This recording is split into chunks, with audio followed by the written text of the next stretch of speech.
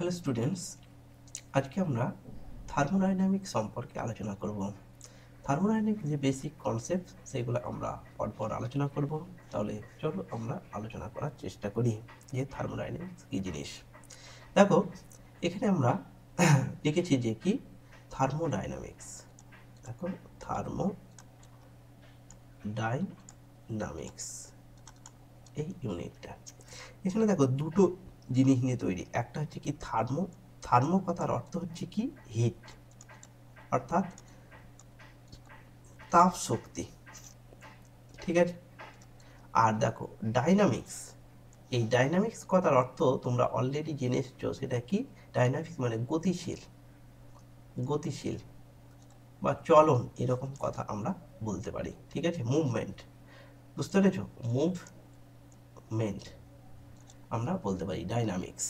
So thermodynamics কি জিনিস? Thermodynamics হচ্ছে কি ফিজিক্সের একটা ব্রাঞ্চ, ফিজিক্সের একটা হচ্ছে কি শাখা বা ব্রাঞ্চ, যেখানে কি নিয়ে আলোচনা করা হয়। দেখো, হিট, হিট হচ্ছে কি শক্তি, শক্তিকে আমরা কি করতে পারি, ট্রান্সফার করতে পারি এক বস্তু থেকে এক অন্য বস্তুতে।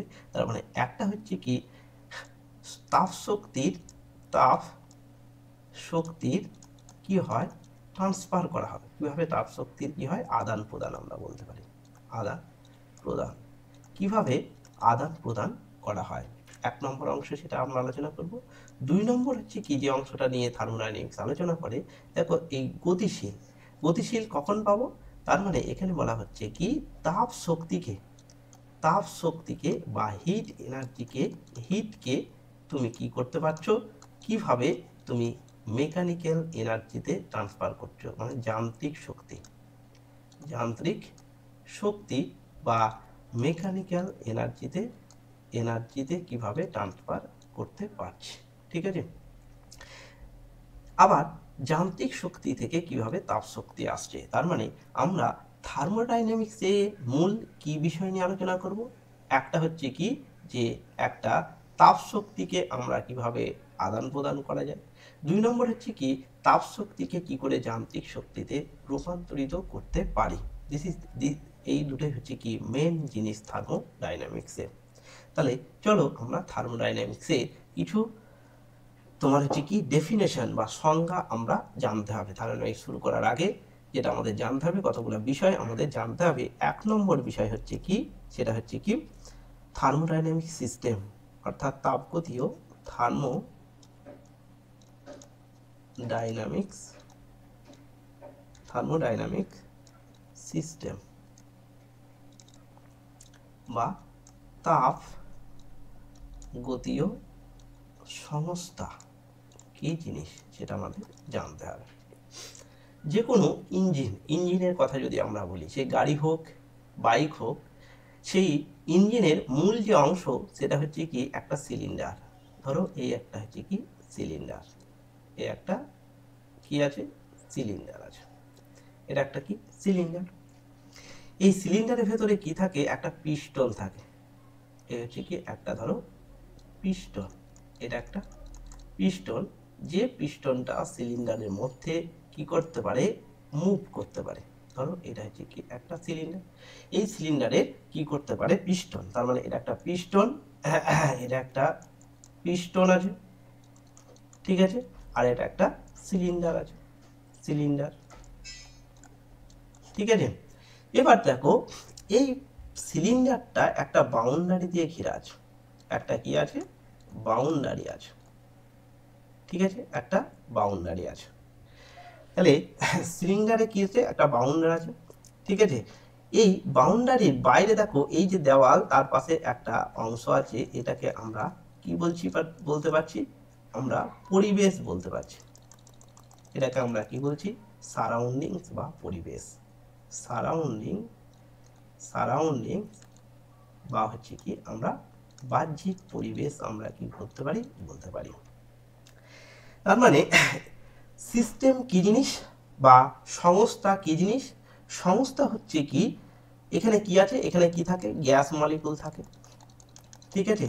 তার মানে সিস্টেম আমরা কি দেখতে পারি, এক নম্বর যদি বলি তাহলে সিস্টেম কি কি কনসিস্ট করে, এটা হচ্ছে কি কালেকশন অফ মানে অনেকগুলা অণুর কি অ্যাটম, এই যে গ্যাস আমরা নিয়েছি এই গ্যাসগুলোর মধ্যে কি আছে অ্যাটম আছে, ঠিক আছে। তাহলে অনেক অনেক অণু বা হচ্ছে কি পরমাণু, পরমাণু কি অনেক অণু বা পরমাণুর যুক্ত, মানে এখানে একটা গ্যাস আছে, গ্যাস যুক্ত আমাদের একটা অংশ হচ্ছে কি অনেক অণু বা পরমাণুর কি থাকে লার্জ কালেকশন আমরা বলতে পারি। তার মানে এখানে কি কি কনসেপ্ট করছে, এখানে দেখো গ্যাস কনসেপ্ট করছে, সেই গ্যাসের মধ্যে কি আছে অণু আছে এবং পরমাণু আছে। 2 নম্বর দেখো এখানে একটা কি আছে বাউন্ডারি ওয়াল দিয়ে ঘেরা আছে, তার মানে বাউন্ডারি কি থাকবে এই এটা কি থাকবে আবদ্ধ থাকতে, তার মানে গ্যাস অণুগুলোকে কি থাকতে হবে, গ্যাস অণুগুলোকে আবদ্ধ থাকতে পারে, কি হতে হবে আবদ্ধ হয়ে, কার দ্বারা আবদ্ধ থাকতে পারে বাউন্ডারি বা ওয়াল দ্বারা, ওয়াল দ্বারা কি হতে পারে আবদ্ধ থাকতে পারে, ঠিক আছে। এই ওয়ালটা কি করতে পারে, ওয়ালের বৈশিষ্ট্য এই যে বাউন্ডারি বা ওয়াল আমরা বললাম, বাউন্ডারি বা ওয়াল যেটা বললাম বা ওয়াল যেটা আমরা বললাম সেই বাউন্ডারির কতগুলো বৈশিষ্ট্য থাকতে পারে, কিরকম হতে পারে, সে সে কি করতে পারে এনার্জি মানে শক্তি, এনার্জি বা হচ্ছে কি শক্তি কি করতে পারে, 1 নম্বর কন্ডিশন আদান প্রদান করতে দিতে পারে, আদান প্রদান করতে পারে, মানে শক্তি এই দিক থেকে এই দিকে আসতে পারে, এই দিক থেকে এই দিকে আসতে পারে। 2 নম্বর হচ্ছে কি যে ম্যাটার, ম্যাটার মানে হচ্ছে কি তোমার হচ্ছে কি অণু, এই গ্যাসের অণু, তার মানে হচ্ছে কি পদার্থকে কি করতে পারে, পদার্থকে বাইরে থেকে আদান প্রদান করতে দিতে পারে, আদান প্রদান করতে দিতে পারে, ঠিক আছে। আর কি হতে পারে শক্তিকে আদান প্রদান করতে দিতে হলো, আবার হচ্ছে কি পদার্থকেও কি করতে পারে আদান প্রদান করতে দিতে পারে, আবার নাও পারে। তার মানে এরকম অংশ নিয়ে আমরা এই টোটাল জিনিসটাকে আমরা কি বলছি, এই টোটাল জিনিসটাকে এই যে অংশটা আমরা পেলাম বাউন্ডারি দিয়ে ঘেরা, একেই আমরা কি বলছি তাপ গতীয় সংস্থা, তাপ গতীয় সংস্থা সরি। তাহলে আমরা মেনলি যেটা বুঝতে পারলাম যে তাপগতীয় সংস্থা কি জিনিস, তাপগতীয় সংস্থা হচ্ছে কি কতগুলা গ্যাসের অণু, একই রকম গ্যাস হতে পারে গ্যাসের অণু, এবং সেই গ্যাসের অণুটা যদি একটা বাউন্ডারি ওয়াল দিয়ে ঘেরা থাকবে, যে বাউন্ডারি ওয়ালের বৈশিষ্ট্য কি হতে পারে শক্তিকে আদান প্রদান দিতেও পারে না দিতেও পারে, পদার্থকে আদান প্রদান করতেও পারে না করতে পারে, তাহলে সেরকম অংশকে আমরা কি বলবো তাপগতীয় সংস্থা বলবো, ঠিক আছে। এবার দেখো এখানে একটা দেখো পরিবেশ আমরা একটা অংশ জুড়েছি, সারাউন্ডিং বা পরিবেশ। তার মানে সারাউন্ডিং বা পরিবেশ জিনিসটা কি, সারাউন্ডিং বা পরিবেশ হচ্ছে কি এখানে দেখো এই বাউন্ডারি ওয়াল কি কি চেঞ্জ করছে শক্তি, আর কি কি এক্সচেঞ্জ করতে পারে আর হচ্ছে কি পদার্থ।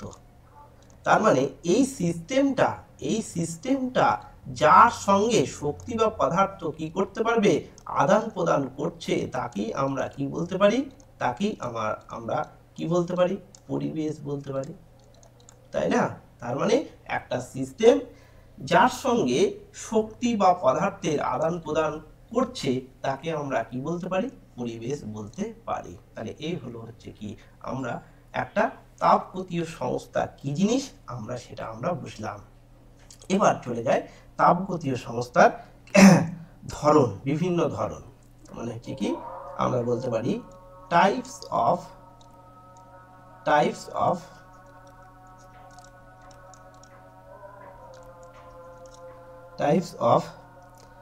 থার্মোডাইনামিক সিস্টেম, থার্মোডাইনামিক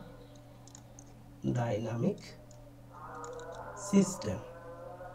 অর্থাৎ আমরা তাপগতীয় যে সংস্থা পেলাম, তাপগতীয় যে সংস্থা আমরা পেলাম তার হচ্ছে কি কত ধরনের হয় সেগুলো দিয়ে আমরা আলোচনা করব। ধরো আমরা কি করলাম, তুমি হচ্ছে কি বাড়িতে কি করছো জল গরম করছো, এই ধর হচ্ছে কি একটা হচ্ছে কি পাত্র, সেই পাত্রটা দিয়ে তুমি কি করছো জল গরম করছো, এটা হচ্ছে কি বার্নার, তাহলে বার্নার দিয়ে তুমি জল গরম করছো। ধরো এই ঢাকনাটা কি আছে খোলা আছে, ঢাকনা, তার মানে 1 নম্বর কন্ডিশন, তুমি ঢাকনা না লাগিয়ে তুমি এই এখানকার যে জল আছে সেই জলটাকে কি করছো, তুমি হচ্ছে কি গরম করছো। 2 নম্বর ধরো এই একই কন্ডিশন তুমি কি করছো, এই একই জিনিস তুমি এখানে কি করেছো, একেও তুমি গরম করছো জলটাকে, কিন্তু ঢাকনাটা দিয়ে দিয়েছো। 3 নম্বর হচ্ছে কি একটা থার্মোফ্লাস্ক নিয়েছো, থার্মোফ্লাস্ক, ঠিক আছে, থার্মোফ্লাস্ক নিয়েছো, ঠিক আছে। থার্মোফ্লাস্ক দিয়ে তুমি কি করেছো, একদম আটকে দিয়েছো, এমনভাবে আটকে দিয়েছো মানে গরম জলের মানে আমরা যাকে বলছি একদম হচ্ছে কি একটা পাত্র পাওয়া যায় যেখানে হচ্ছে কি তুমি পাত্র গরম করছো কিন্তু কোনো জিনিস বাইরে বেরিয়ে আসে না, বুঝতে পেরেছো। তার মানে একটা থার্মোফ্লাস্ক তুমি নিয়েছো, থার্মোফ্লাস্ক একটা নিয়েছো, ইলেকট্রিক থার্মোফ্লাস্ক ধরো। সেই থার্মোফ্লাস্ক সব কি থাকে, একদম চারিদিক থেকে বন্ধ থাকে, দিয়ে ভেতরে হচ্ছে কি ওয়াটারটা কি হয়, ভেতরে ওয়াটারটা হচ্ছে কি গরম হয়, কোনো কিছু বাইরে বেরিয়ে আসতে পারে না। তাহলে এই যে 3টে কন্ডিশন আমরা এখানে আলোচনা করছি, দেখো এখানে যদি জলীয় বাষ্প হয় তাহলে সে বাইরে বেরিয়ে যেতে পারে, বাইরে বেরিয়ে যেতে পারে। আবার শক্তিও দেখো বাইরে বেরিয়ে যেতে পারছে, তার মানে শক্তি শক্তি আদান প্রদান হতে পারছে পরিবেশের সঙ্গে। আবার দেখো পদার্থ আদান প্রদান হতে পারছে, তার মানে দুটোই দুটোই পরিবেশের সঙ্গে কি করতে পারছে, আদান প্রদান করতে পারছে, ঠিক আছে। এটার ক্ষেত্রে এখানে দেখো তুমি লিড দিয়ে দিয়েছো, লিড দেওয়া মানে হচ্ছে কি তুমি পদার্থ কি হচ্ছে না, আদান প্রদান হচ্ছে না, বাইরে দিকে জলীয় বাষ্প বাইরে বার হচ্ছে না, তার মানে হচ্ছে কি পদার্থ আদান প্রদান হচ্ছে না, আদান প্রদান কি হচ্ছে, হচ্ছে না। কিন্তু শক্তিকে তুমি এখানে আটকে দিতে পারছো না, শক্তি কিন্তু এখানে থেকে কি হয়ে যাচ্ছে, বেরিয়ে যাচ্ছে, তাহলে শক্তির আদান প্রদান হচ্ছে, বুঝতে পারলে। এক্ষেত্রে দেখো এই যে 3 নম্বর কন্ডিশন আমরা আলোচনা করছি, সেই 3 নম্বরে দেখো বলা আছে হচ্ছে এখানে একদম বদ্ধ করা আছে, তার মানে এখানে পদার্থ পদার্থ এবং শক্তি কোনোটাই তোমার কি হচ্ছে না, আদান প্রদান হচ্ছে, আদান প্রদান হচ্ছে না, আদান প্রদান কি হচ্ছে, হচ্ছে না। তাহলে এরকম কন্ডিশনে 3টে আমরা সংস্থার কথা ভাবতে পারি।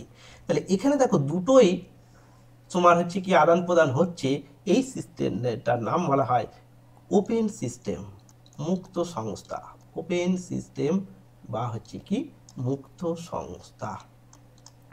আমরা ইংরেজিটা একটু বলছি, তার কারণ হচ্ছে কি ইংরেজিটার সঙ্গে এখন থেকে একটু পরিচিত হও, কারণ ইংরেজিটা তোমার পরবর্তীকালে খুব ভাইটাল হয়ে দাঁড়াবে, ঠিক আছে। কারণ ইংরেজি কথা বলা তো একটা ব্যাপার, তার সঙ্গে হচ্ছে কি তুমি এই যে সায়েন্টিফিক টার্ম, এই টার্মগুলোর সঙ্গে একটু পরিচিত হলে পরবর্তীকালে যখন গ্র্যাজুয়েশনে উঠবে তখন তোমার ক্ষেত্রে খুব হেল্পফুল হবে। এখানে দেখো এখানে কি হচ্ছে, পদার্থ আদান প্রদান হচ্ছে কিন্তু শক্তি আদান প্রদান হচ্ছে না, ঠিক আছে। একে বলছি আমরা ক্লোজ সিস্টেম, কি বলা হয়, ক্লোজ সিস্টেম। একে আমরা এমনি ভাষায় বলবো হচ্ছে কি বদ্ধ তন্ত্র। আর এখানে দেখো দুটোই কোনোটাই হচ্ছে না, একে বলা হয় আইসোলেটেড সিস্টেম, আইসোলেটেড সিস্টেম, ঠিক আছে। বলা হয় কি আইসোলেটেড সিস্টেম, ঠিক আছে। তাহলে হচ্ছে কি একটা হচ্ছে কি ক্লোজ সিস্টেম, একটা হচ্ছে কি ওপেন সিস্টেম, আর একটাকে বলবো আমরা আইসোলেটেড সিস্টেম, ঠিক আছে। এবার আমরা নেক্সট টপিকে চলে যাব। নেক্সট টপিক হচ্ছে কি থার্মোডাইনামিক্স ভেরিয়েবল। থার্মোডাইনামিক্স ভেরিয়েবল বাংলায় সে যাকে বলা হয়, আমরা তাকে কি বলতে পারি, তাপগতীয় চলরাশি, থার্মোডাইনামিক্স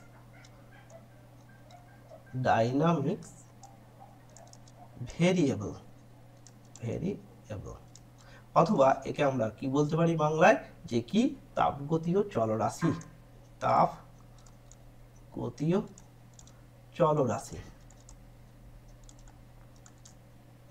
চলরাশি, এই সম্পর্কে আমাদের জানতে হবে কি কি জিনিস। আমরা প্রথমেই যখন আমরা আলোচনা করছিলাম তখন দেখো গ্যাসীয় পদার্থ হচ্ছে কি একটা থার্মোডাইনামিক সিস্টেমের একটা বড় অংশ। তাহলে গ্যাসীয় সিস্টেমের কথা যদি আমরা ভাবি, তাহলে গ্যাসীয় সিস্টেমের মধ্যে কে কে ভেরিয়েশন হয়? চাপ ভেরিয়েশন হয়, আয়তন ভেরিয়েশন হয়, টেম্পারেচার ভেরিয়েশন হয়, ঠিক আছে। তারপর হচ্ছে কি নাম্বার অফ মলিকুল ভেরিয়েশন হতে পারে, ঠিক আছে। তার মানে পি, ভি, টি, আর কি হতে পারে? আর হচ্ছে কি তোমার টেম্পারেচার, তারপরে আয়তন, তারপরে নাম্বার অফ মলিকুল, ঠিক আছে। আবার হচ্ছে কি ইন্টারনাল এনার্জি, অর্থাৎ অভ্যন্তরীণ শক্তি, অভ্যন্তরীণ শক্তি। তার মানে এই সকল রাশিগুলা কি হচ্ছে, তোমাকে কি বলছি, তাপগতীয় চলরাশি বলছি। তার মানে যে কোনো একটা থার্মোডাইনামিক সিস্টেমের ক্ষেত্রে যে সকল রাশিগুলা কি হয়, পরিবর্তনশীল হয়, সেই সকল রাশিগুলোকে আমরা কি বলছি, যার সাহায্যে ওই সিস্টেমটাকে আমরা কি করব, ব্যাখ্যা করব, সেই রাশিগুলাকে আমরা নাম দিচ্ছি থার্মোডাইনামিক্স ভেরিয়েবল বা তাপগতীয় কি হয়, তাপগতীয় চলরাশি। তাহলে তাপগতীয় চলরাশি কি জিনিস আমরা জেনে গেলাম, একটা হচ্ছে কি তোমার যে সকল রাশি তোমার কি হয় ওই থার্মোডাইনামিক সিস্টেমে পরিবর্তিত হয়, তাকে আমরা কি বলছি, তাপগতীয় চলরাশি আমরা বলছি, ঠিক আছে। এবার এই তাপগতীয় চলরাশি আমরা দুইভাবে ভাবতে পারি, ঠিক আছে। তাপগতীয় চলরাশি আমি কতগুলা উদাহরণ দিই, ঠিক আছে। ধরো আমরা চাপ লিখলাম, চাপ আমি লিখি পৃষ্ঠটান, এটা হচ্ছে কি ধরো চাপ, এটা ধরো হচ্ছে কি পৃষ্ঠটান, পৃষ্ঠটান। আবার যদি লিখি আমরা হচ্ছে কি বল, প্রযুক্ত বল, প্রযুক্ত বল। ঠিক এখানে যদি আমরা কি লিখি, এখানে লিখলাম ধরো আয়তন, ভি হচ্ছে কি আয়তন। আবার দেখো ক্ষেত্রফল, এ ধরো আমরা লিখলাম ক্ষেত্রফল, ঠিক আছে। ঠিক একই রকম ভাবে ধরো দৈর্ঘ্য, এল হচ্ছে কি দৈর্ঘ্য। আবার ধরো হচ্ছে কি আমরা ম্যাগনেটিক ফিল্ড বা ইলেকট্রিক ফিল্ডও আমরা লিখতে পারি, ধরো কিউ হচ্ছে কি আধান, আধান। অথবা ম্যাগনেটিক ফিল্ড আমরা কি লিখতে পারি, এখানে আমরা লিখতে পারি ই, ধরো ই হচ্ছে কি তড়িৎ ক্ষেত্র, আমরা এখানে লিখলাম, এখানে হচ্ছে কি ম্যাগনেটিক ফিল্ড লিখলাম, ঠিক আছে। চৌম্বক ক্ষেত্র, চৌম্বক ক্ষেত্র। এই যে উদাহরণগুলো দিলাম, এই উদাহরণগুলোর মধ্যে দেখো একটা কতগুলো বৈশিষ্ট্য আমরা এখানে বার করব, এর মধ্যে কি বৈশিষ্ট্য আছে আর এর ভেতরে কি বৈশিষ্ট্য আছে সেই জিনিসগুলো আমরা একটু আলোচনা করব, ঠিক আছে। দেখো চাপ, উষ্ণতা, তারপর হচ্ছে পৃষ্ঠটান, এই যে ভেরিয়েবল রাশিগুলো আমরা বলছি, সেই ভেরিয়েবল রাশিগুলো দেখো হচ্ছে কি ভর বা কণার সংস্থার উপর কি করছে না, তোমার হচ্ছে কি নির্ভর করে না। এই যে চাপ, এটা কার উপর নির্ভর করে না, এ হচ্ছে কি দেখো আমরা কার উপর নির্ভর করে না, ভর বা কণার উপর কি করছে না, নির্ভর করে না, ঠিক আছে। এই যে অংশটা পেলাম সেটা দেখো ভর, ভরের উপর কি করছে না, নির্ভর করে না, করে না। কিন্তু এই সকল রাশিগুলো হচ্ছে কি হয়, ভরের উপর কি হয়, নির্ভর করে।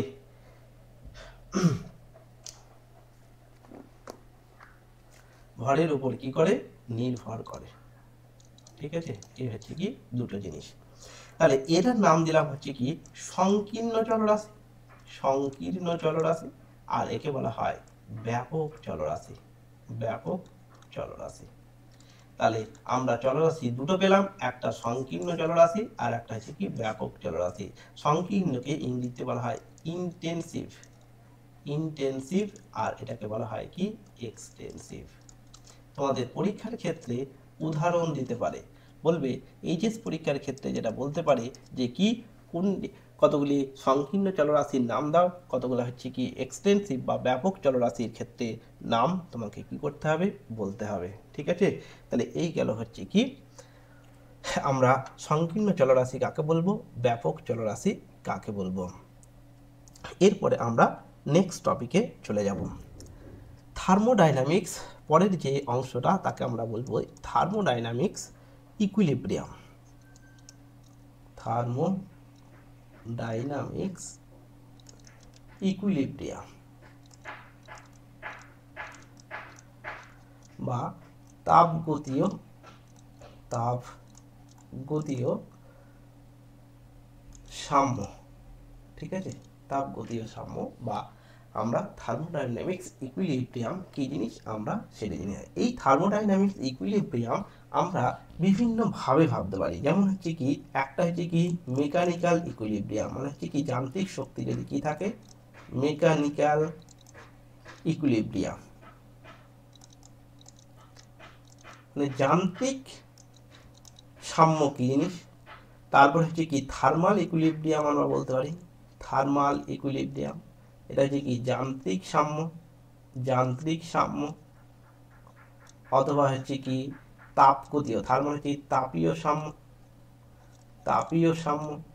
3 নম্বর আমরা কথা বলতে পারি কেমিক্যাল, কেমিক্যাল ইকুইলিব্রিয়াম বা হচ্ছে কি রাসায়নিক সাম্য, রাসায়নিক আমরা সাম্যর কথা ভাবতে পারি। ঠিক আছে, এই যে আমরা 3, 4 আর হচ্ছে কি কেমিক্যাল, 3টে অংশ আমরা আলোচনা করছি। একটা হচ্ছে কি তোমার মেকানিক্যাল ইকুইলিব্রিয়াম, থার্মাল ইকুইলিব্রিয়াম আর হচ্ছে কি কেমিক্যাল ইকুইলিব্রিয়াম।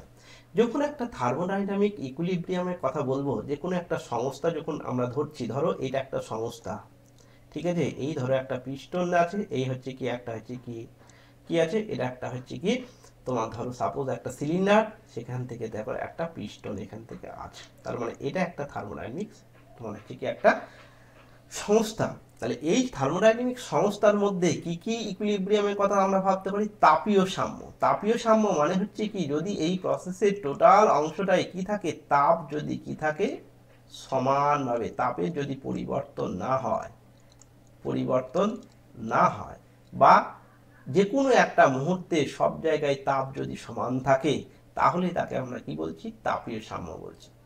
মেকানিক্যাল সাম্য কাকে বলছি, তার মানে এখানে যে কোনো অংশে টোটাল যে বল প্রয়োগ হচ্ছে, সেই বলটা যদি কি থাকে সব সময় একটা সাম্যে থাকে, তখন তাকে আমরা কি বলছি, যান্ত্রিক সাম্য বলছি। আর কেমিক্যাল মানে রাসায়নিক বিক্রিয়া যদি না হয়, তখন তাকে আমরা কি বলতে পারি, যে ওকে কেমিক্যাল বা রাসায়নিক সাম্য অবস্থায় আছে। ঠিক আছে, এই গেল হচ্ছে কি থার্মোডাইনামিক্স ইকুইলিব্রিয়াম বা তাপীয় সাম্য কি জিনিস, সেই জিনিসগুলো আমরা এখানে আলোচনা করলাম। এবার কতগুলা প্রসেস আমরা আলোচনা করব, সেটা হচ্ছে কি পরের হচ্ছে কি তাপগতীয়, তাপগতীয় প্রক্রিয়া, বিভিন্ন রকম তাপগতীয় প্রক্রিয়ার কথা আলোচনা করব। 1 নম্বর যে প্রসেস তাকে বলছি আমরা কি আইসোথার্মাল বা সমুষ্ণ প্রক্রিয়া, আইসোথার্মাল বা হচ্ছে কি সমুষ্ণ প্রক্রিয়া। কি জিনিস সমুষ্ণ প্রক্রিয়া, দেখো নামের উপরই দেখো কি আছে তোমার, এর মধ্যে যুক্ত আছে সমুষ্ণ প্রক্রিয়া কি জিনিস। ধরো সমুষ্ণ মানে কি থাকবে, তাপমাত্রার কোনো কি হবে না, পরিবর্তন হবে না। তার মানে তাপমাত্রার পরিবর্তন হবে না, তাপমাত্রার পরিবর্তন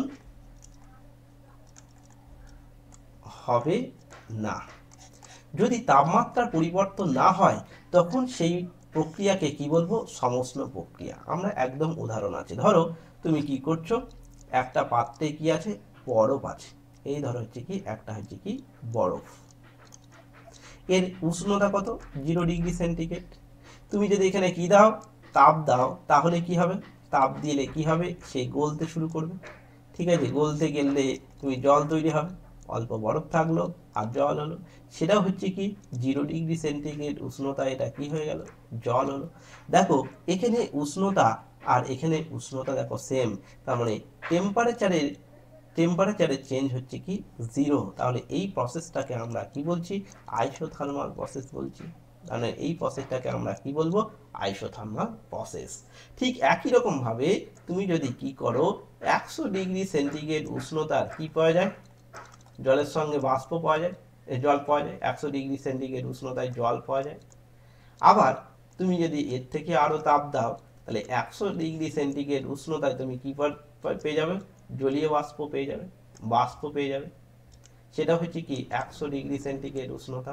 তাহলে এখানে দেখো টেম্পারেচারের চেঞ্জ হচ্ছে কি 0। তাহলে এটাও একটা কি বলতে পারি, সমুষ্ণ প্রক্রিয়া বা হচ্ছে কি আইসোথার্মাল প্রসেস, সমুষ্ণ প্রক্রিয়া। তার মানে সমুষ্ণ প্রক্রিয়া কি জিনিস আমরা জেনে গেলাম। এরপরে আমরা চলে যাব সেকেন্ড অর্থাৎ 2 নম্বর প্রসেস, তাকে বলছি আমরা adiabatic process. Adiabatic process. Adiabatic process কি জিনিস? যেখানে হচ্ছে কি হবে না, কোনো হচ্ছে কি তাপের আদান প্রদান হবে না, ঠিক আছে। অ্যাডিয়াবেটিক প্রসেস বা রুদ্ধ তাপ প্রক্রিয়া, ঠিক আছে, রুদ্ধ তাপ প্রক্রিয়া, ঠিক আছে। রুদ্ধ তাপ প্রক্রিয়া কি জিনিস সেটা আমরা জানছি। রুদ্ধ তাপ প্রক্রিয়া কি জিনিস সেটা আমরা, রুদ্ধ তাপ প্রক্রিয়া কি হবে? যদি কি হয় না, তাপের আদান প্রদান হয় না, তাপের আদান প্রদান কি হবে না, তাপের আদান প্রদান যদি কি হয় না হয়, তাহলে আমরা সেই প্রসেসটার নাম দেবো কি, রুদ্ধ তাপ বা অ্যাডিয়াবেটিক প্রসেস। তাপ আর তাপমাত্রা কিন্তু আলাদা, এখানে কিন্তু ডেল কিউ, কিউ মানে হচ্ছে কি তাপ, তাহলে ডেল কিউটা হচ্ছে কি শূন্য হবে, অর্থাৎ change in temperature, change in heat, হিটটা কিন্তু কি হবে না, পরিবর্তন হবে না, ঠিক আছে। সেক্ষেত্রে আমরা তাকে রুদ্ধ তাপ প্রক্রিয়া বলতে পারি, ঠিক আছে। যেমন হচ্ছে কি আমরা যে কোনো একটা রুদ্ধ তাপ প্রক্রিয়ার ক্ষেত্রে আমরা উদাহরণ হিসাবে যেটা বলতে পারি সেটা হচ্ছে কি, ধরো সাপোজ হচ্ছে কি আমরা রুদ্ধ তাপের ক্ষেত্রে আমরা বলতে পারি যে কি, যে আমরা যে কি পেলাম, ধরো হচ্ছে কি একটা থার্মোফ্লাস্ক, থার্মোফ্লাস্ক যে আমরা পাই, থার্মোফ্লাস্ক যেটা আমরা লিখি সেখানে কিন্তু দেখো বাইরে থেকে তাপ, বাইরে থেকে কোনো কিছু আসে না, তাহলে সেক্ষেত্রে আমরা থার্মোফ্লাস্ককে আমরা রুদ্ধতাপ বলতে পারি। কিন্তু আইডিয়াল কিন্তু রুদ্ধতাপ প্রক্রিয়া আমরা কখনোই আমরা করতে পারবো না, কারণ তাপের কি হবে আদান প্রদান অনেকক্ষণ পরেও কিন্তু কি হতে পারে, তোমার চেঞ্জ হতে পারে। কারণ একটা থার্মোফ্লাস্কে তুমি যদি কি করে রাখো, জল বা গরম জল বা ঠান্ডা জল তুমি রেখে দাও, তাহলে অনেক দিন পরে তুমি দেখতে পাবে সেই গরম জলটাও আস্তে আস্তে ঠান্ডা হয়ে গেছে। তার মানে হচ্ছে কি, তুমি যে বলছো তাপের আদান প্রদান হচ্ছে না, সেখানে কিন্তু হচ্ছে হয়তো অল্প পরিমাণ হচ্ছে। তার মানে আইডিয়াল অ্যাডিয়াবেটিক প্রসেস কিন্তু আমরা কখনোই তৈরি করতে পারবো না, ঠিক আছে। তার মানে অ্যাডিয়াবেটিক প্রসেস কি জিনিস আমরা সেটা আমরা জেনে গেলাম, ঠিক আছে। এরপরে আমরা চলে যাব হচ্ছে কি 3 নম্বর হচ্ছে কি আইসোব্যারিক প্রসেস। আইসোব্যারিক প্রসেস বা আইসোব্যারিকের বাংলা আমরা কি বলতে পারি, সমচাপ প্রক্রিয়া, সমচাপ প্রক্রিয়া। তার মানে এই প্রক্রিয়ায় কি থাকবে, চাপ তোমার কি হবে, সমান থাকবে, চাপ হচ্ছে কি কনস্ট্যান্ট থাকবে, তাকে আমরা কি বলছি, সমচাপ প্রক্রিয়া। 4 নম্বর হচ্ছে কি, তাকে বলা হয় আইসোকোরিক প্রসেস। আইসোকোরিক প্রসেস বা সম আয়তন প্রসেস আমরা বলি, আইসোকোরিক বা সম আয়তন প্রসেস। এখানে কি থাকবে, আয়তন তোমার কি থাকে, এরকম পরিস্থিতিতে আয়তন তোমার কি থাকবে, কনস্ট্যান্ট থাকবে। তাহলে আমরা আইসোকোরিক প্রসেস আমরা জেনে গেলাম। ঠিক সেরকমইভাবে আমরা সাইক্লিক অ্যান্ড